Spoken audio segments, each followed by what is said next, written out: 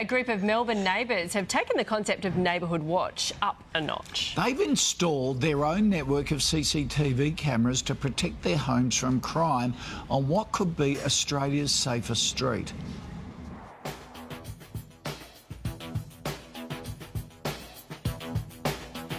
A lot of people have been scared. It's a horrible thing to go through. This Melbourne street is being monitored every minute of every day, 7 days a week. There was lots of things that happened around this street, including just around the corner, 2 burglaries quite recently. And this community here said, no, we don't want it in our street. The idea is the brainchild of Tim Payne, president of the not-for-profit group Community Against Crime. There's been 5 homes that have been rigged up with 18 cameras, and there's 14 homes that actually have access to those cameras. Residents have access to Live View, where they can log in and see what's happening in their street at any time. I log into the cameras quite a bit during the night and day. And it looks to be working. There hasn't been a single crime in this tight-knit community. This is about seeing it as it happens and contacting the police as soon as you see something suspicious. And the residents have a message to wannabe burglars. It is a real program.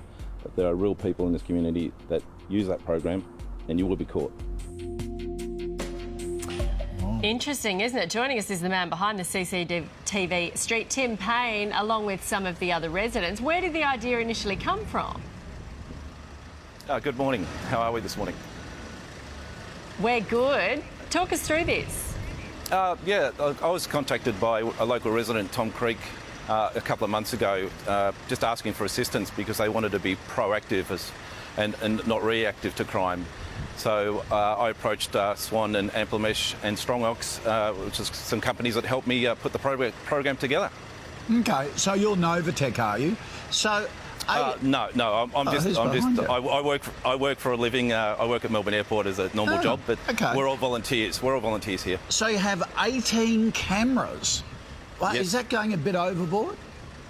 No, not really. No, there's just five properties that are hooked up with a total of 18 cameras, and everyone in this street that becomes a member can access those cameras 24/7, 7 days a week.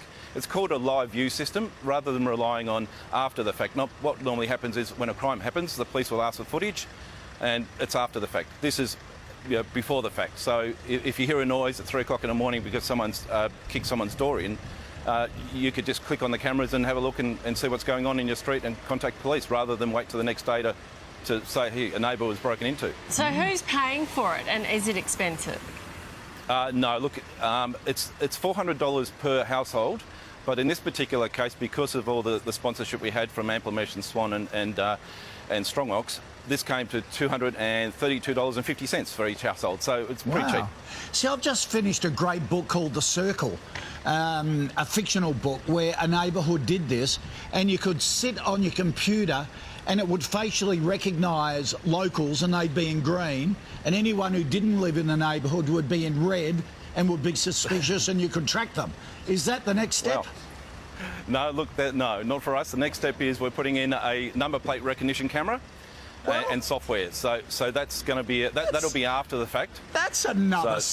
Okay. So what are the local police saying about this? What do they think about it? We're waiting for their response. So we've contacted Daniel Andrews and the police minister. We're just waiting. Okay.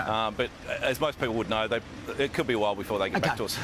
Does this play... Look, I reckon it sounds terrific.